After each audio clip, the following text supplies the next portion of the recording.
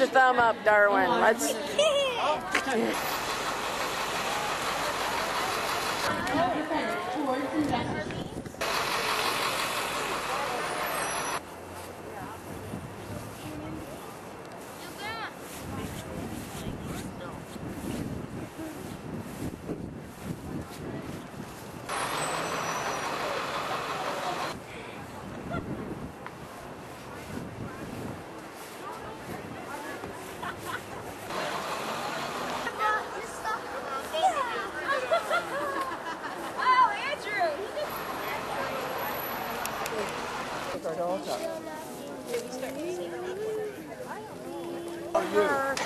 What's your name? Darwin? Don't you worry, Darwin. We're not going to get, no one's going to take you away from your grandma. We're going to fight for you, okay? Attaboy. He's worried about that. Don't worry. We'll make sure you're all right. Thank you. And you are? Paul Miller. Don't send them into foster care. We're just doing what's right. We don't want to fight. Just keep loving them all day and night.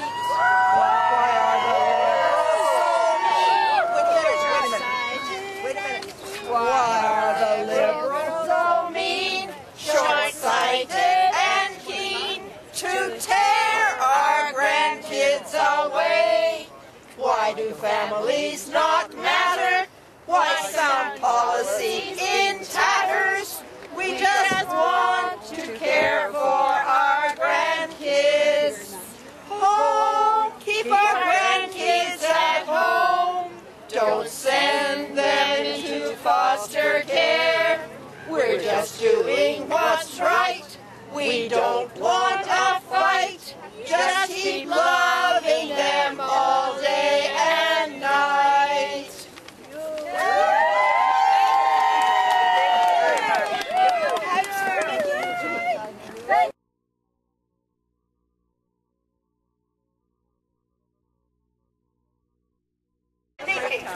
Hi, I'm Paul Miller, NDP. And it's not working? Budget cuts. Okay, can you hear me now? Yes. Okay. Welcome, everyone. I'm safe to say I'm sorry to see you here because of this situation. It's unbelievable what this government, Madam Mayor, and Dalton McGuinty is allowing to happen to our grandparents and our grandkids.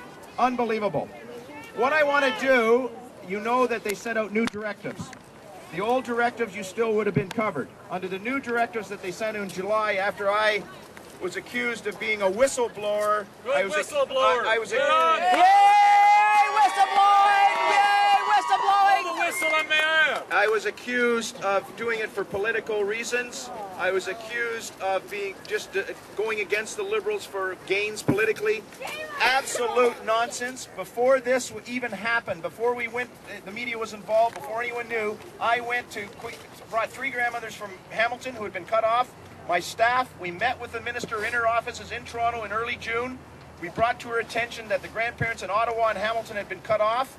And this program was not uniform throughout the province. There were problems with it. We'd like them corrected and to reinstate the grandmothers in Hamilton and Ottawa. During that meeting, the minister's staffs, a couple of them even broke down in tears after listening to the grandmother's stories. Madam Mayor didn't crack a smile, a tear, anything. Why not? I don't know. She's heartless! She said, okay, yes, there are inadequacies in the program. It's not the same throughout the province. We'll change the directives to make it uniform. Well, they changed it all right. They changed it. They've made it now that everybody can be cut off. Now, I'm going to do, shots, they say what directives have changed. I'm going to do a little test with you all and ask you if you fall into this category, that under the new directives. Would it be safe to say you would be guilty of any of these? And I would like to hear you say after each one how you feel about it. The length of a child's stay with the adult. How many of you expect to care for your grandchildren for an extended period of time? Yes! How many feel that, oh, okay, you're cut off? Accommodations made in the home for the child's stay. How many of you made a place, which I just said, I don't want to repeat myself, cut off? Existence of a legal custody order. Yes! You're cut off. How many were required to get a legal custody order? How many of the government encouraged you to get a legal custody order? That was, I think they were setting you up for something. You're cut off. Do you have any involvement in the medical, educational, and recreation activities of a child? You're cut off. How many of you make appointments to take your grandchildren to school and recreation appointments? I hope so. You're cut off. Ongoing decisions with respect to the child's health and well-being. Do you think you're involved in that? Not anymore. You're cut off. How many of you show how much you care every single day by ensuring the best health and well-being of your grandchildren? All of you. You can't do that anymore. But in foster care, they encourage the foster parents, who aren't the natural parents, to do that. And don't get me wrong, there are a lot of good foster parents in the province that do a good job. But why you get a meager $231 or whatever it is for the first child and $188 after that? So let's take one example of a grandmother in Hamilton that had 3 children, that she was taking care of her grandkids because the mother couldn't. She had an abuse problem. The father was nowhere to be had. So she took in her grandchildren, did the right thing, kept her family together out of love and wanted to nurture her children and bring them up with good values. Okay, she got cut off from $586 a month. If those 3 children go into foster care, it would cost this government $4,000 or better, plus medical, plus eyeglasses for those 3 kids. If they go into a group home, heaven forbid, $176 a day times 30, that's well over $3,000, I would think. Times 3 kids. So, from an economic point of view, wrong, they're wrong. From a moral point of view, they're wrong.